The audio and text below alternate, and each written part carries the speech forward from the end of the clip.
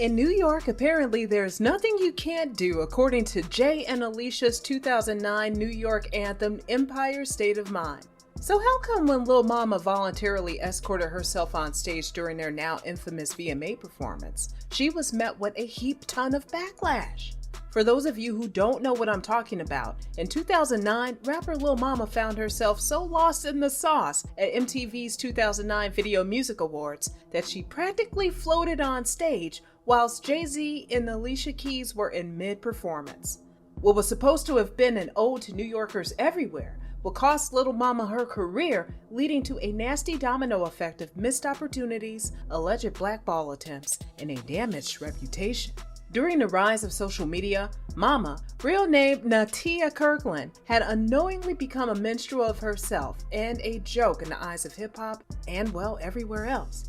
But some seem to think that the supposed irreparable damage wasn't as costly as others made it out to be, and perhaps it's about time we forgave her for being her. When Lil Mama said, "What you know about me?" in her 2008 hip-hop hit Lip Gloss, we understood that it was a rhetorical question. But knowing what we know now, maybe we can finally answer. Well, Mama, we know you voluntarily, involuntarily committed career suicide. We know Beyonce's husband and Swiss Beats' wife wasn't messing with you before the 2009 VMAs or after the 2009 VMAs. We know the entire internet created several memes out of several of your unfortunate incidents, and we know you've repeatedly stuck your foot in your mouth since then. We also know that people are very fickle. We know that hate bandwagons do exist. We know Black women never get the same grace as others, and we know that Lil Mama's unfortunate demise wasn't entirely justified. Harlem bred and Brooklyn made, after achieving moderate success in her late teens, Lil Mama's rise to mainstream contentment was a journey to say the least. Thankfully, she had parents who knew a little something about the industry. Her mother, Tara Kirkland, being a singer, aided her daughter in the creation of her very first demo tape, which would be soon handed to Notorious B.I.G.'s former road DJ, DJ Enough, who'd also been responsible for putting the likes of 50 Cent, Kanye West, and Future on the rap map. At just 17 years young, Lil Mama got the opportunity of a lifetime when she signed to Jive Records in 2006, and it wouldn't be long till Mama's first single hit the airwaves. Lip Gloss, the energetic, fun track, served to be Lil Mama's golden ticket to rap relevancy. Appealing to kids, teens, and adults alike, Lip Gloss, whether it be overused on the home pages of MySpace's last good years or as an overpriced ringtone on y'all's flip phones, appealed to everyone of all ages. It was age appropriate, and in the accompanying music video, we got to see Lil Mama flaunt her stuff without flaunting her stuff. Giving us a classic high school setting, the vibrant color scheme was just as poppin' as her dance moves and her lip gloss that had all the boys jogging. The song was a viral hit before viral hits were a thing, and had been the first track by a female rap artist to crack Billboard's top 10 since Missy Elliott's Workin'. Achieving such a milestone at such a young age would be a huge deal for anyone, and best believe Lil Mama was over the moon, and soon enough she'd be on her way to hip-hop GOAT status, right along with her faves Missy, MC Lyte, and Lauryn Hill. However, her career trajectory didn't quite go according to plans. Instead of the rap heads embracing her, Mama seemed to have been embraced by the pop community even more, which unfortunately would place her in a hip-hop box. This didn't faze her. She was gonna ride her lip gloss fame till there was no gloss left. Springboarding off of her lip gloss hype, Lil Mama scored another hit on top of a hit. A collaboration with punk pop artist Avril Lavigne on her 2007 top charting single Girlfriend. She'd release a few more songs here and there, including a follow-up single to her debut, a dance-generated rap song that played off of the dance trend craze of that time, similar to Soulja Boy's Crank That and GS Boy's Stanky Leg, called G-Slide Tour Bus. Attempting to do what Lip Gloss did, G-Slide didn't exactly garner the same hype as her first hit did. However, her third attempt, Shorty Get Loose featuring Chris Brown, did significantly better. Its Y2K futuristic video bit off of the great Michael and Janet Jackson Scream. And right after its release, Lil Mama found herself being one of the youngest judges on any competition show in TV history. MTV's America's Best Dance Crew ran from 2008 to 2012 for a total of 8 seasons.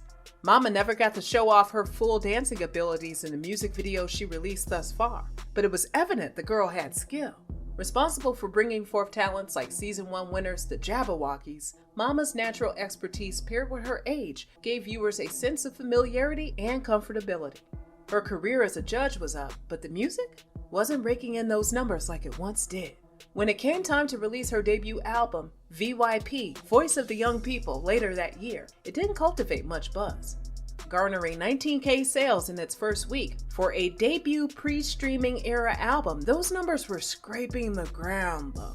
Jive wasn't jiving and mishandled the layout of her album release, waiting way too long in between singles, nor did they promote VYP as much as they could have. Mama also wouldn't be given the chance to showcase her full range of skills. Deriving from New York, the hip-hop capital of the world, rapping came natural to her.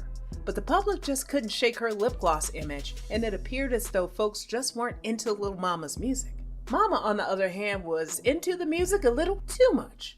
Someone else's music that'll unfortunately leave her desperately grasping for the little music career she had left. The 2009 VMAs were a riot, chaotic yet highly eventful. To refresh y'all's memory, that was the year Janet Jackson gave a tribute to her brother Michael after his unfortunate passing. The year Lady Gaga performed a wowing routine with fake blood gushing out of her fit that left viewers slightly disturbed. The year a drunk Kanye West boldly interrupted Taylor Swift's speech, and the year Lil Mama infamously wandered her New Yorker self on stage during Jay-Z and Alicia Keys' Empire State of Mind performance. Can you believe all of that took place on the same night? They don't do award shows how they used to. When it was time for Jay and Alicia to hit the stage, the spirit of every New Yorker that ever was took over Lil Mama's conscience, and before she knew it, she was trying to haul a bewildered Beyonce on stage, who did her best in the little moment of realization she had to hold Lil Mama back. But those New Yorker spirits were stronger than Bae's grip, cause Lil Mama walked right on up to where Jay and Alicia were. That head got to popping, and the NY anthem had Mama in all of her feelings. She was so deep in the heat of the moment that she didn't even notice a concerned Jay swatting his hands at her several times, signaling her to exit stage left. Following the performance, she didn't think too much of it till she found herself being dragged all over the Twitter sphere. Matter of fact, she was probably the first celebrity to have been viciously dragged on the platform. The backlash was so vicious, it sparked an apology tour from Mama, who went on numerous radio stations and talk shows, including the Tyra Banks Show, to address the incident. Claiming to have not even felt Jay's little taps until she saw footage later on, and even admits to having feeling slightly embarrassed by the whole thing. Reaching out to him and Alicia also did aid in soothing the backlash, since every attempt returned void. Both Jay and Alicia paid Mama dust. Later on, Jay-Z would be asked about the incident on a radio show, which honestly didn't help the public's negative perception of Lil Mama. We worked really hard at the performance to put on the show for people. To interrupt that moment for us, I don't think that was the right thing to do. Being excited and all that, I understand. But you also have to understand that people put in work. Jay said he and Alicia spent weeks working on the performance and further stated that, he was a little mad about it, but it is what it is. He, however, admits he would never have done what Mama did. Jay's confession unintentionally applied even more pressure on the media's backlash. Sure, maybe she wouldn't have interrupted someone else's performance, but it was never her intention to be disrespectful. After everything was all said and done, Lil Mama's reputation was severely damaged. She'd go from the girl known for her poppin' lip gloss anthem to the girl who ruined Jay and Alicia's New York anthem. People in the industry even took caution when working with her, and others completely refused to work with her altogether out of fear Jay, Alicia, and those in connection to them wouldn't work with them anymore if they ever found out they worked with Mama. The music was put on pause, but her stint as a judge continued despite it all. Behind the scenes, however, trouble was brewing over at Jive, which had been in the process of becoming defunct and replaced by RCA Music Group. Soon enough, Lil Mama became an independent artist and continued making music. There was an evident shift in the focus of her career, and she continued on her Apology Hobo tour. One stop being on the notorious 105's The Breakfast Club. Sitting beside Mama and her Bob was Charlamagne the Instigating God, who just wouldn't ease up off Mama's back.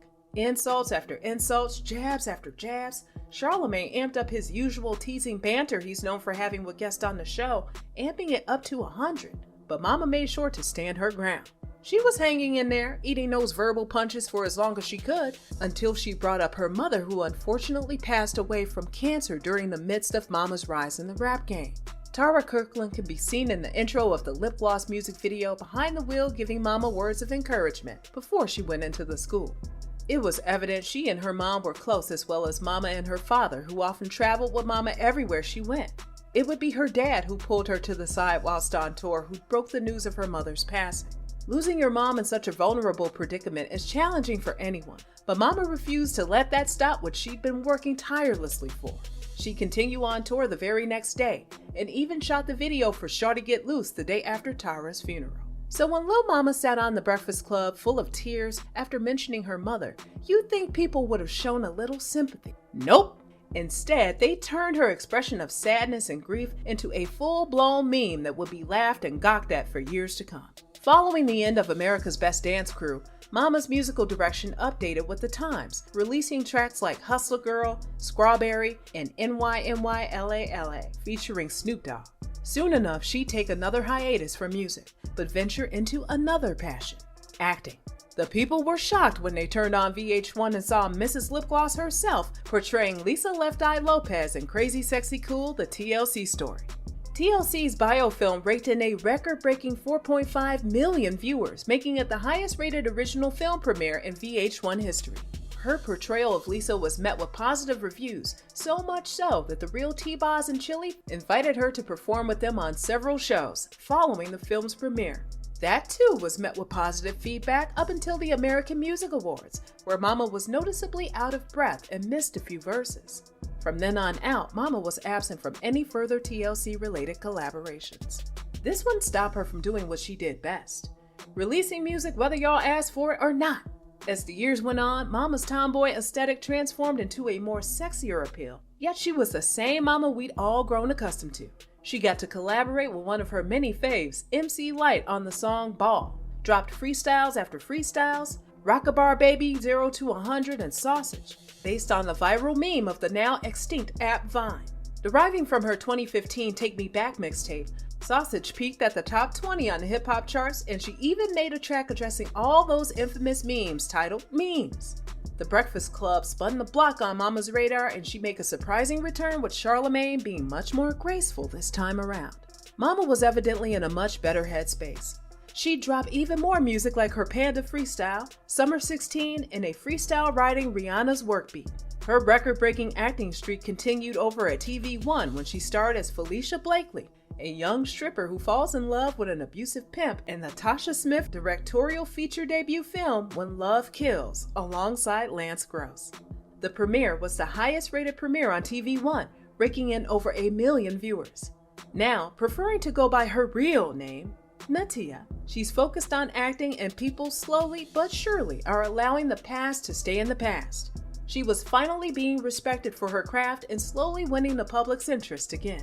Despite her many controversial takes, one where she made transphobic comments to a transgender dance leader back when she was a judge on ABDC, when she told them, "I just feel that you always have to remember your truth. You were born a man and you are becoming a woman." This would resurface on Twitter, as well as a tweet she shared on her Insta about Dwayne Wade's child, Zaya Wade, questioning whether or not teens should be allowed to transition.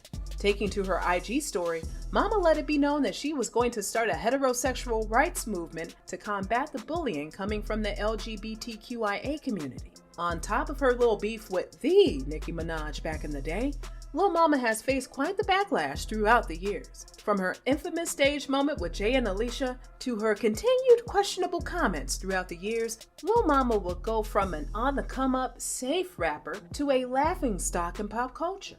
Till this day, she's still remembered for crashing that VMA performance, but isn't met with nearly as much backlash as she once was.